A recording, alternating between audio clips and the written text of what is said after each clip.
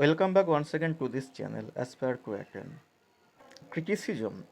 The paper is really a crucial one for all of the learners.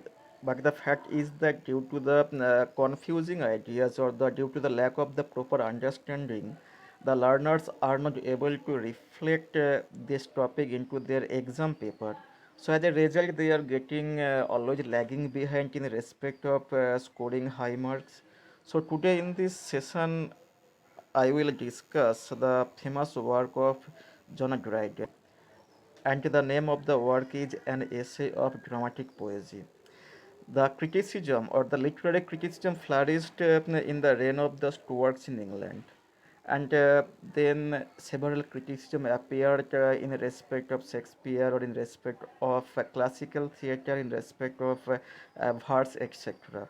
This book is the epitome or the encapsulation of all the ideas which were then prevalent in the then society. John Dryden took huge responsibility, huge pains to gather all the ideas together, and then he reflected them in his work and essay on dramatic poesy.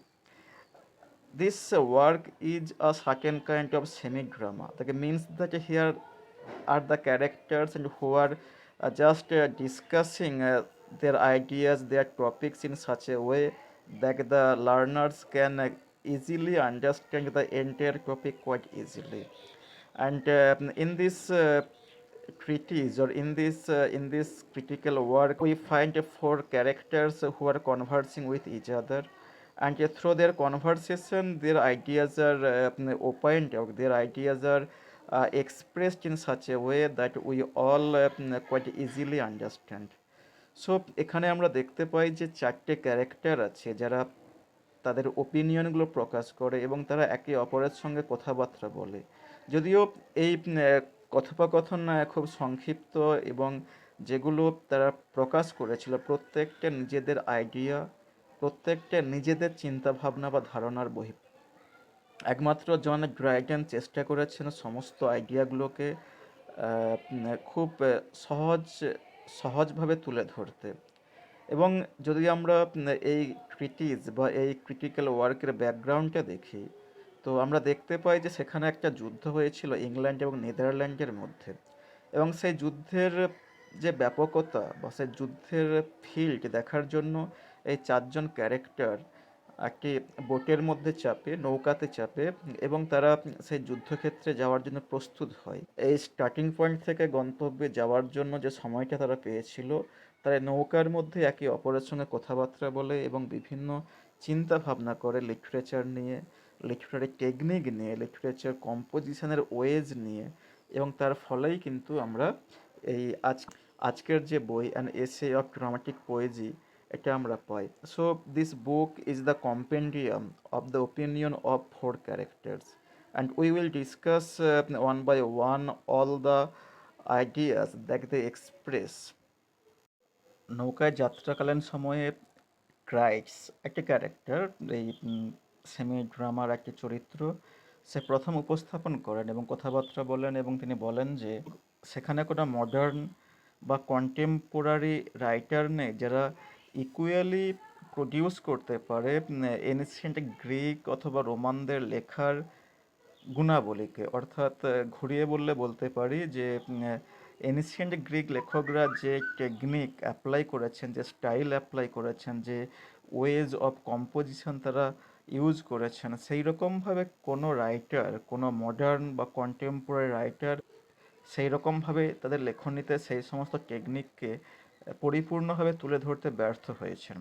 এবং এই কথা শুনবার পরে ইউজিনিস সে একটু চুপচাপ থাকে, এবং সে কিন্তু ইচ্ছা করলেই ওই এনশিয়েন্ট গ্রিকদের লেখনীর মধ্যে যে সমস্ত ডিমেরিট ছিল, ফল্ট ছিল বা ভুল ছিল, সেগুলোকে অনায়াসেই তুলে ধরতে পারতেন, কিন্তু তিনি চুপচাপ থাকেন এবং ঘুরিয়ে তিনি বলেন যে ঠিক আছে, যদি তোমার এনশিয়েন্ট গ্রিক বা রোমানরা যদি সত্যি খুব আইডিয়াল হয়, তারা যদি সত্যি খুব ভালো কিছু প্রডিউস করে থাকে, তবে তার সঙ্গে যে মডার্ন লেখনী তার একটা কম্পারেটিভ তুলনা করে দেখাও যে কোনটা ভালো বা কোনটা খারাপ।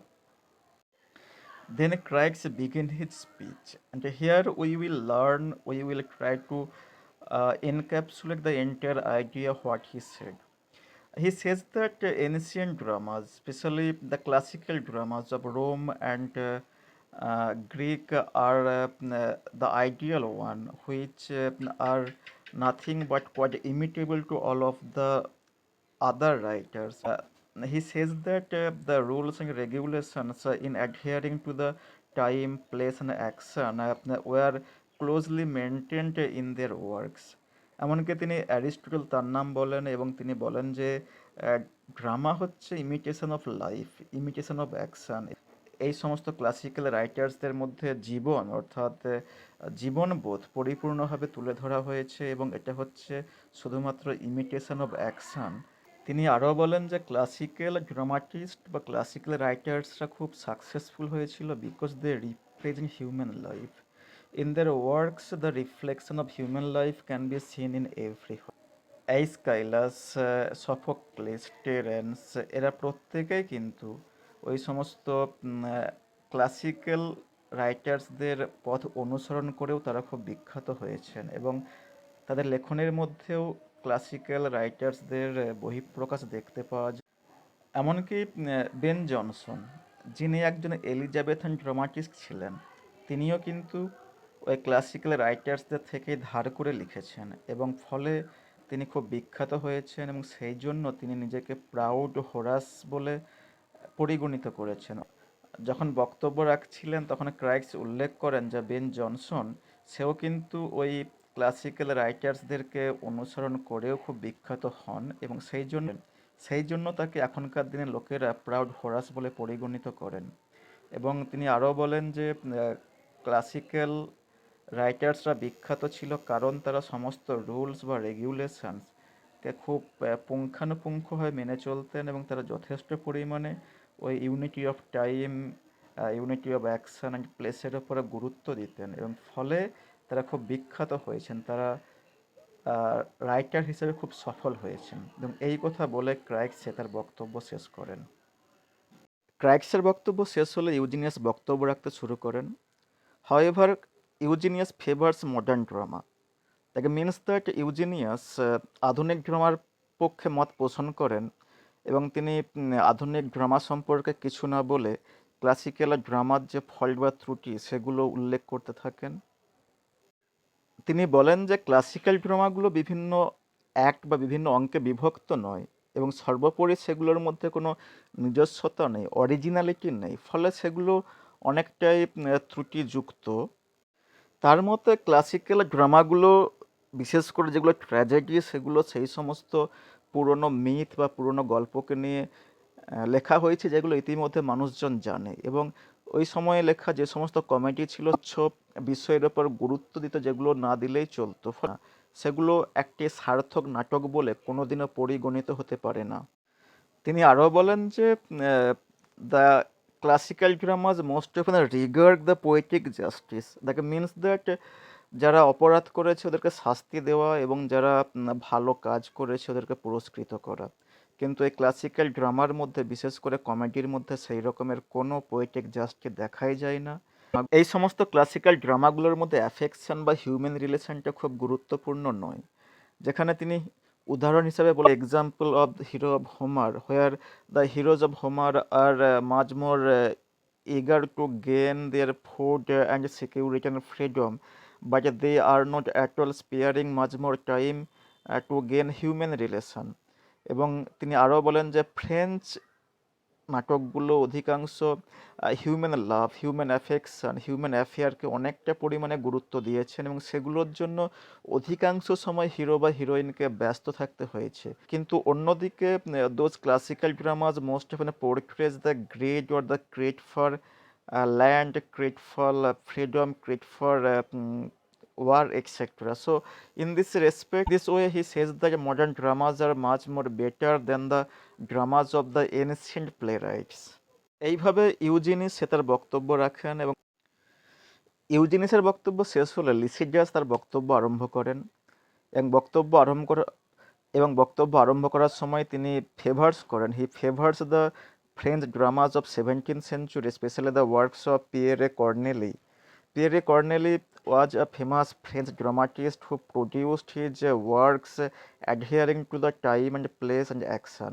এবং এই লিসিডাস বলেন যে 17th সেঞ্চুরিতে যে সমস্ত ফ্রেঞ্চ নাটক লেখা হয়েছিল প্রত্যেকটা নাটকের মধ্যে ইউনিটি অফ টাইম প্লেস আর অ্যাকশন খুব ভালোভাবে তুলে ধরা হয়েছিল। এবং এই সমস্ত কাজের মধ্যে, এই সমস্ত ওয়ার্কসের মধ্যে পোয়েটিক জাস্টিসকে খুব ভালোভাবে দেখানো হয়েছে, অর্থাৎ অপরাধীকে শাস্তি দেওয়া এবং ভালো মানুষকে পুরস্কৃত করা। এবং প্রয়োজনে অধিকাংশ ফ্রেঞ্চ ড্রামাটিস্ট তারা মিক্স আপ করেছে আনরিয়েল এবং রিয়েলকে, অর্থাৎ বাস্তব এবং অবাস্তবকে তারা মিক্সড আপ করেছে শুধুমাত্র একটা খুব সুন্দর প্লট তৈরি করার জন্য।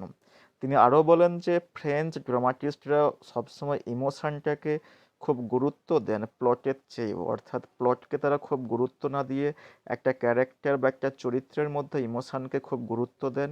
এবং এই আইডিয়াটাকে প্রকাশ করার জন্য তারা অনেক সময় অনেক সিচুয়েশন বা অনেক ঘটনার পরিবর্তন ঘটিয়েছেন, এবং যার ফলেই ওই সমস্ত ফ্রেঞ্চ রাইটাররা খুব বিখ্যাত বা খুব সাকসেসফুল।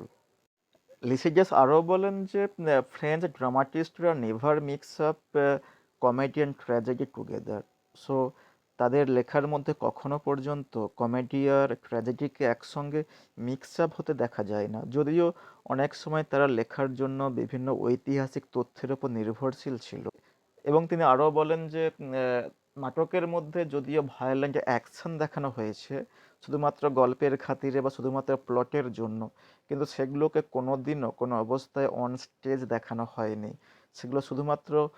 সেগুলোকে শুধুমাত্র মেসেঞ্জার মারফত উপস্থাপন করা হয়েছে। এবং যেহেতু এই সমস্ত নাটকগুলো ইউনিটি অফ টাইম প্লেস এবং অ্যাকশনের ওপর খুব জোর দিয়েছে এবং ইমোশনের ওপর খুব জোর দিয়েছে, সুতরাং এই নাটকগুলো অনেকাংশে ভালো অন্যান্য লেখকদের থেকে। তিনি এইভাবেই তার বক্তব্য তুলে ধরেন। Next appears the opinion of Neander. Neander is the mouthpiece of John Dryden himself. When Lycidas finishes his opinion, Neander raises his hand and contradicts with the opinion of Lycidas. He says that French dramas are no longer famous. Italian dramas are quite successful and famous in respect of maintaining the unity of action, unity of time, and unity of place. Elizabethan fulfills the requirements of the drama, that is the imitation of life. তাদের নাটকের মধ্যে জীবন বোধ বা জীবনের গল্প পুরোপুরিভাবে তুলে ধরা হয়। এবং তিনি বলেন যে অধিকাংশ ফ্রেঞ্চ ড্রামা তারা শুধুমাত্র প্লটের ওপর খুব গুরুত্ব দেন, কিন্তু সেখানে পারফেকশন থাকলেও কিন্তু সোল বা আত্মা, কিন্তু এলিজাবেথান রাইটার্সদের মধ্যে সেই আত্মা বা সেই সোলটা রয়েছে, সেই ড্রাইভিং ফোর্স রয়েছে, যে ফোর্সটার মাধ্যমে পুরো গল্পটাকে এক সুতোয় বেঁধে ফেলা যায়। এবং তিনি আরও বলেন যে দুঃখ এবং আনন্দ এ দুটো হচ্ছে জীবনের একটি অংশ এবং তারা জীবনের অবিচ্ছেদ্য অংশ। এবং তার মতে according to Neander, tragicomedy is the only form of drama which expresses the human joy, human exhilaration, human melancholy together, and therefore it encompasses the entire human existence, their life, their pathos, their suffering, and their exhilaration, their joy, etc. সুতরাং নিয়ান্ডার এটাই বলতে চেয়েছেন যে জীবন হচ্ছে শুধুমাত্র আনন্দ এবং দুঃখের খেলা, এবং তাই যদি একটাকে বাদ দিয়ে দেওয়া হয় তবে কোনো মতেই লাইফটাকে পরিপূর্ণভাবে উপস্থাপন করা সম্ভব নয়। ট্র্যাজি কমেডি হচ্ছে সেই কমেডি যেখানে আনন্দ এবং দুঃখের পূর্ণাঙ্গ রূপে পরিস্ফুটন ঘটায়। সুতরাং এই রকমের নাটক জীবনের সঙ্গে খুব ওতপ্রোতভাবে যুক্ত। নিয়ান্ডার লিসিজাসের কিছু বক্তব্যকে অনুসরণ করে বলেন যে নিঃসন্দেহে ফ্রেঞ্চ ড্রামাগুলো খুব ভালো, তাদের প্লট ভালো, কিন্তু এলিজাবেথান ড্রামাতে যে সাবপ্লট রয়েছে সেই সাবপ্লট হচ্ছে একটা নাটককে পূর্ণাঙ্গ রূপ দেয়। অর্থাৎ যে সমস্ত নাটকের মধ্যে সাবপ্লট নেই, they are not at all complete, they are not at all perfect drama. So in this respect Elizabethan dramas are quite better. Elizabethan dramas excels the French dramas. In the meantime, during the conversation, Neander mentions the name of Samuel Johnson, who once says that in some of the dramas of Shakespeare there is not the unity of time and place and action. And Neander then says that this is good, the diversity comes into the plot, and this is the diversity which attracts the attention of the audiences. সুতরাং নিয়ান্ডার এটাই বলতে চান যে যেখানে diversity আছে সেখানে সত্যিই কিন্তু আকর্ষণ বাড়ে। এবং শেক্সপিয়ার অনেক সময় তার গল্পের মাধ্যমে unity of time and place এবং অ্যাকশন এই জিনিসটাকে পুরোপুরি মেনটেন না করলেও তার মধ্যে যে পরিমাণ ডাইভার্সিটি নিয়ে এসছেন সেই ডাইভার্সিটি সত্যিই কিন্তু খুব প্রশংসনীয়, এবং সেগুলো সত্যিই তার নাটকটাকে আরও পরিপূর্ণভাবে একটা সার্থক রূপ দিতে সাহায্য করেছেন। কিন্তু অন্যদিকে ফ্রেঞ্চ ড্রামাটিস্টরা শুধুমাত্র ইউনিটি অফ টাইম অ্যান্ড প্লেসের অ্যাকশনটাকে মানতে গিয়ে বা ফলো করতে গিয়ে তারা শুধুমাত্র একঘেয়েমি ব্যাপারটিকে নিয়ে আসছেন এবং শুধুমাত্র স্ট্রাকচারটা বা প্লটের ওপর জোর দিয়েছেন, কিন্তু কোনোভাবেই তারা হিউম্যান অ্যাকশন বা ইমিটেশন অফ লাইফ, এটা হচ্ছে একটা নাটকের মূল বক্তব্য, সেই জিনিসটাকে তারা কোনোভাবেই ভালোভাবে বা সম্পূর্ণরূপে তারা উপস্থাপন করতে পারেনি। যেহেতু শেক্সপিয়ারের নাটকের মধ্যে একটা ফ্লো অফ স্টোরি দেখা যায় যার মধ্যে হিউম্যান অ্যাফেকশনটা অনেকটা পরিমাণেই বেশি, সেই জন্য Neander argues that Shakespeare is the man who of all the modern and perhaps ancient poets and largest and most comprehensive soul, এইভাবে তিনি শেক্সপিয়ারকে উপস্থাপন করেন। এবং তিনি বলেন ফাইনালে নিয়ান্ডার শেক্সপিয়ারের স্তুতি বা শেক্সপিয়ারকে অ্যাপ্রেজ করার জন্য তিনি বলেন যে Shakespeare was the Homer or father of our dramatic poets. Johnson was the Virgil and pattern of elaborate writing. I admire him, but I love Shakespeare. So this is the appraisal, this is the applause that Neander pays to Shakespeare, and according to him, Elizabethans are quite superior than the dramatists of French because they represent in their writings a variety of themes, emotions, deviations, and weight. So in this respect, they do not always adhere to the rules and regulations, but they try to present the life of human action, the life of human effort, etc.